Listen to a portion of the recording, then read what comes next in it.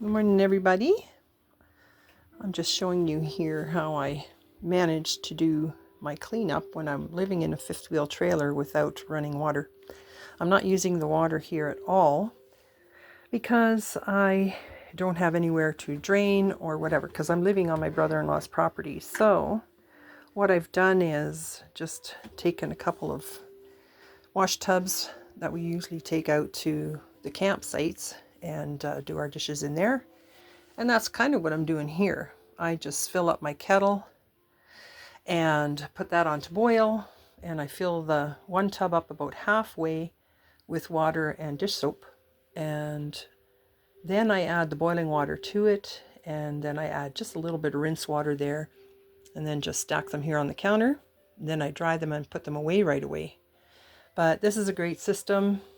It keeps me a little bit more independent, not having to go over to my brother-in-law's for everything.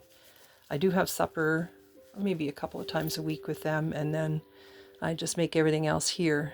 But as soon as I'm done using the stove, I wipe it up and put everything back on there, and then I do the dishes and I get them all done and put away.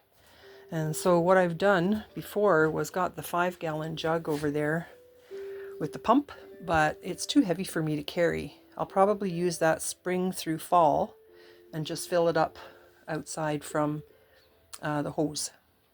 But right now I have 4 of these 4-liter jugs, and I just go over to my brother-in-law's and fill them up from the tap, and then I use that for washing the dishes and whatnot. And then I have, well, probably since 1994, I've had a crock and 5-gallon jug water system, and I've always done that. So just here I have always 2 on hand, so when one jug gets empty and I go into town, then I exchange it for another full one. That way I always have water for myself to drink, and then I also use that in my kettle and my coffee pot, and I've done that for years so I don't get limescale.